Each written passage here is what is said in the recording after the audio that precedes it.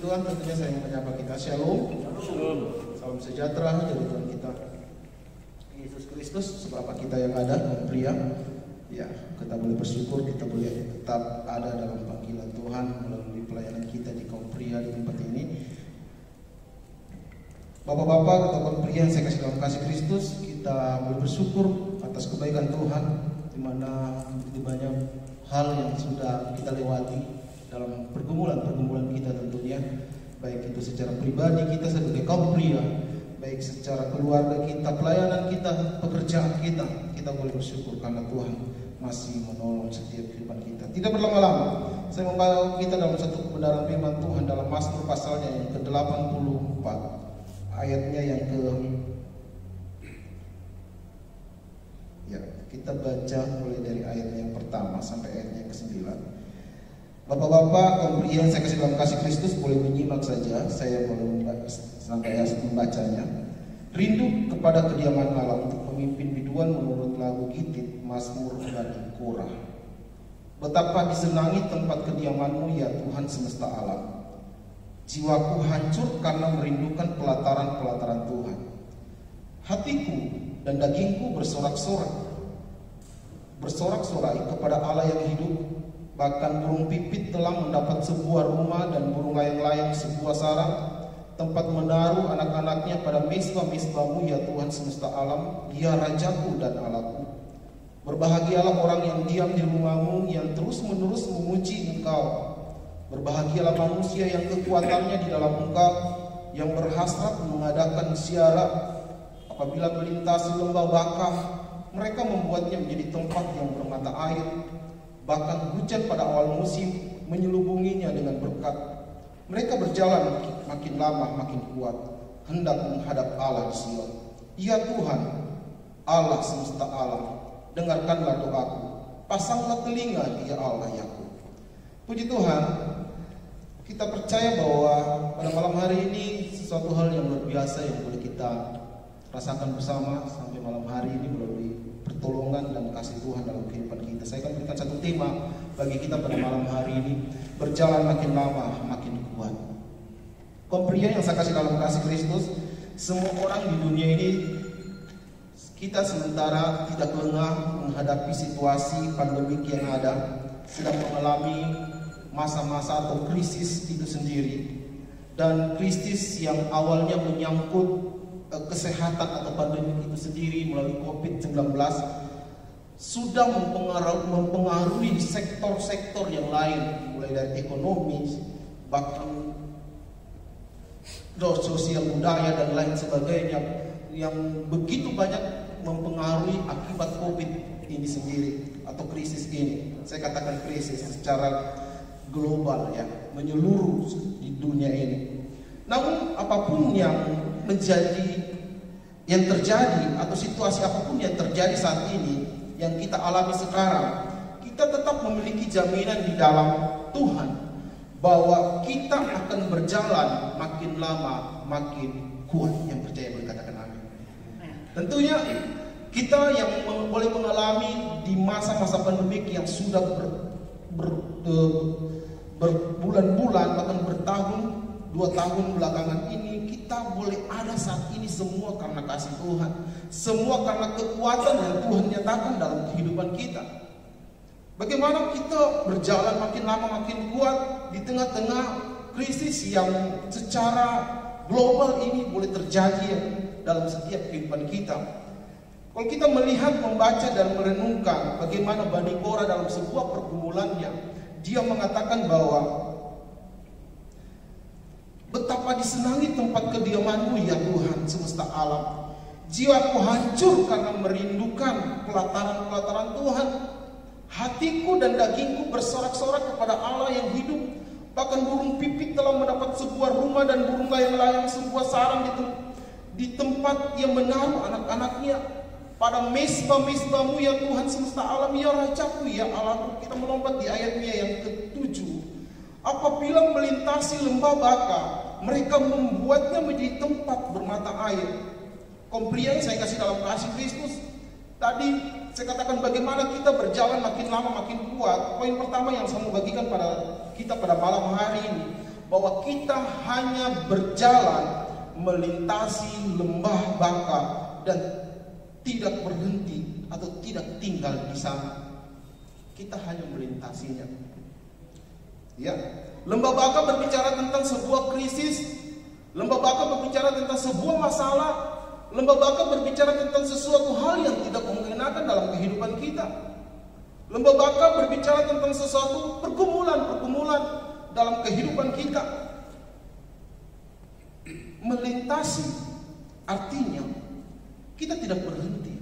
Kita cuma lewat saja, bahasa gampang. Atau kita tidak tinggal di dalamnya, hanya melewatinya saja. Dan Tuhan izinkan hal itu terjadi dalam kehidupan kita sebagai kaum pria yang ada. Dikatakan bahwa kita hanya melintasi lembah baka itu. Kita hanya melintasi kesulitan dari masalah, kesulitan dan masalah yang kita hadapi saat ini. Bukanlah suatu tujuan akhir dari sebuah kehidupan kita. Dikatakan bahwa kita hanya melintasinya saja. Tetapi apa perbedaan bagi kita sebagai orang yang percaya kepada firman Allah, yang percaya kepada kebenaran Allah itu sendiri, bahwa saya katakan tadi bahwa pertolongan Tuhan akan senantiasa dinyatakan dalam kehidupan kita. Kalau saya pelajari lembah baka dalam bahasa aslinya yang kemudian diterjemahkan dalam bahasa Inggris, dikatakan the valley of weeping, artinya lembah tangisan, lembah air mata. Ya, saya katakan tadi, situasi yang kita hadapi hari-hari terakhir ini menggambarkan tentang keadaan lembah baka itu sendiri. Lembah atau kesulitan-kesulitan di mana situasi yang tidak menentu secara global akibat pandemi ini yang terjadi.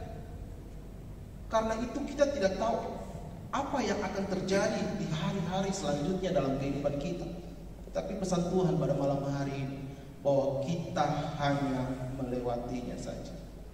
Ada kemuliaan yang Tuhan akan nyatakan dalam kehidupan kita sebagai orang yang percaya. Kalau kita tetap kuat di dalam Tuhan, kita tetap on fire akan firman Allah dalam persekutuan iman kita, Bapak Ibu yang saya kasih dalam, Bapak-bapak yang saya kasih dalam kasih Kristus, tentunya kita akan mengalami kemenangan-kemenangan di dalamnya. Firman Tuhan katakan, lembah baka, tangisan itu atau kesulitan-kesulitan itu kita hanya lewati. Kita tidak tinggal di dalamnya. Kalau Tuhan mengizinkan kita boleh ada di dalamnya, itu semua Tuhan tahu apa yang menjadi kekuatan kita hari-hari ini. Kesulitan yang digambarkan oleh Bani Korah mungkin berbeda dengan kesulitan atau pergumulan-pergumulan yang kita hadapi, berbeda dengan apa yang dialami oleh Bani Korah tersebut. Berbicara tentang lembah baka, di dalamnya ada tangisan. Mungkin kita ada keluarga kita yang mengalami kematian akibat pandemi, akibat corona. Kita mengalami tangisan di dalamnya. Kita bukan lagi sesuatu hal yang rahasia kalau ada orang yang meninggal akibat COVID dan lain sebagainya. Ya, keluarga kita mungkin ada dan lain sebagainya, tetangga kita, kenalan kita. Kita bersyukur kepada Tuhan karena kita tahu bahwa lembah baka yang dinyatakan bagi kita pada malam hari ini bahwa kita hanya melintasinya saja. Firman Tuhan menjelaskan bahwa kita hanya akan melintasinya saja. Itu sebabnya jika kita percaya firman Tuhan bahwa Dia yang akan memampukan kita dalam setiap kehidupan kita melalui pergumulan-pergumulan kehidupan kita, artinya bahwa ada jaminan, ada janji bahwa kita sampai kepada satu tujuan yang sebenarnya, yaitu berjalan makin lama makin kuat menghadap Tuhan. Ya, mungkin saat ini kita sementara ada yang down, ada yang mengalami kelemahan, mengalami penurunan kadar semangatnya, imannya kayaknya mulai goyah dan lain sebagainya. Kita percaya malam hari ini boleh menguatkan setiap kehidupan kita sebagai umat Tuhan, sebagai kaum pria yang ada, sebagai pemimpin dalam sebuah keluarga. Kalau pemimpin dalam satu keluarga, contohnya kita sebagai orang tua lemah, pasti akan terbawa dengan orang-orang yang ada, mungkin istri kita, anak kita, orang keluarga kita, dan lain sebagainya. Kita harus kuat, karena kita berjalan melintasi setiap persoalan-persoalan lembah baka yang dikatakan, dan kita hanya melintasinya saja. Secara teologis, lokasi lembah baka menurut para Alkitab kemungkinan besar adalah tempat yang sama yang pernah dicatat oleh Raja Daud dalam 2 Samuel pasal 5 ayat 23. Dalam ayat itu menjelaskan bagaimana Raja Daud dan pasukan Israel harus melewati jurusan atau pohon-pohon kertau. Di dalamnya ada pohon-pohon yang jika kita diterjemahkan dari bahasa aslinya menjadi baka, ya. Dengan kata lain, Raja Daud dan pasukan Israel pun harus melewati situasi yang sama, karena tujuan akhir mereka adalah mengalami kemenangan yang besar bersama Tuhan. Ya, Tuhan izinkan Raja Daud mengalami persoalan-persoalannya, mengalami penderitaannya, mengalami himpitan-himpitan yang saya katakan tadi, lembah baka itu sendiri. Tapi dia hanya melewatinya saja. Tokoh-tokoh Alkitab pun dalam yang tercatat di Alkitab, mereka menjadi sesuatu pelayan yang besar, menjadi tokoh yang besar, bukan karena simsalabim menjadi tokoh yang besar langsung jadi, tidak. Mereka melewati lembah-lembah baka, penderitaan, mereka mengalami proses-proses Tuhan dalam kehidupan kita. Mungkin situasi yang dihadapi tokoh-tokoh dalam Alkitab tidak sama yang kita hadapi. Kadar lembah bakanya kita itu berbeda mungkin. Tetapi ingat baik bahwa semuanya itu kita akan hanya lewati. Kita hanya melintasi saja. Kita harus berproses di dalamnya supaya kemurnian iman percaya kita makin dinyatakan. Amin, kaum pria. Kalau kita boleh melewati persoalan-persoalan kita hari lepas hari, bulan lepas bulan, puji Tuhan kita boleh ada sampai di tanggal 30 September ini. Besok kita sudah masuk di tanggal 1 ya besok. Puji Tuhan. Artinya kita bisa melewati setiap persoalan-persoalan kehidupan kita sebagai kaum pria. Kadar lembah bakanya kita itu berbeda-beda, saya katakan tadi. Tetapi Tuhan izinkan kita pasti bisa melewati persoalan itu. Kita bisa melintasi persoalan itu. Kita bisa menjadi kuat, bahkan semakin kuat di dalam menghadapi krisis itu sendiri. Wahyu pasal 1 ayat 9. Bagaimana Yohanes, aku Yohanes, saudara dan sekutumu dalam kesusahan, dalam kerajaan dan dalam ketekunan, menantikan Yesus berada di pulau yang bernama Patmos oleh karena firman Allah dan kesaksian yang diberikan oleh Yesus. Rasul Yohanes dibuang dan dipenjara di pulau Patmos. Kita sama-sama tahu cerita ini. Dia mengalami penderitaan, penyiksaan yang berat karena pemberitaan Injil tentang Tuhan Yesus. Di ayat ini bagaimana Rasul Yohanes sedang memberikan sebuah testimoni, sebuah kesaksian kepada kita bahwa apapun penderitaan dan kesulitan yang kita alami, kita adalah sekutunya. Karena apa yang Rasul Yohanes alami, kita pun akan mengalami. Bahwa akhir dari penderitaan kita akan mengalami kemenangan bersama Tuhan. Kaum pria mengalami kemenangan dalam setiap pergumulan kita. Kaum pria yang saya kasih dalam Kristus, tentunya kita percaya bahwa kekuatan yang kita alami saat ini, yang kita rasakan, itu semua karena anugerah Tuhan. Itu semua karena pekerjaan Tuhan. Seperti Rasul Yohanes mengalami penderitaan, kesusahan di Pulau Patmos, tetapi dia mengalami kemenangan, buah dari pemberitaan, buah dari sebuah kesaksian, buah dari sebuah kebenaran yang dinyatakan menjadi sebuah pemberitaan keselamatan sampai hari ini. Inilah wahyu yang Yesus nyatakan, yang dikaruniakan Allah kepadanya. Di tengah masa yang sulit ini, Tuhan sedang memberikan pewahyuan tentang siapa dirinya yang sebenarnya kepada kita. Catat, di tengah kesulitan-kesulitan yang kita hadapi sebagai kaum pria, di tengah lembah baka, apapun itu kadarnya persoalan kehidupan kita, saya mengatakan bahwa Tuhan sementara mau menyatakan dirinya yang sebenarnya di dalam masalah itu. Pada saat kita percaya, pada saat kita menaruh pengharapan kita, menaruh kehidupan kita, pewahyuan dalam bahasa Yunani-nya adalah apokalipsis, yang artinya apa yang sebelumnya tidak kelihatan menjadi kelihatan. Inilah gambaran buah dari pelayanan Yohanes. Dia menyatakan, dia singkapkan sesuatu yang sudah ada namun belum kelihatan. Sama seperti Tuhan Yesus, sudah ada sebelumnya, tetapi pada waktu disingkapkan baru kita dapat melihat kuasa Tuhan.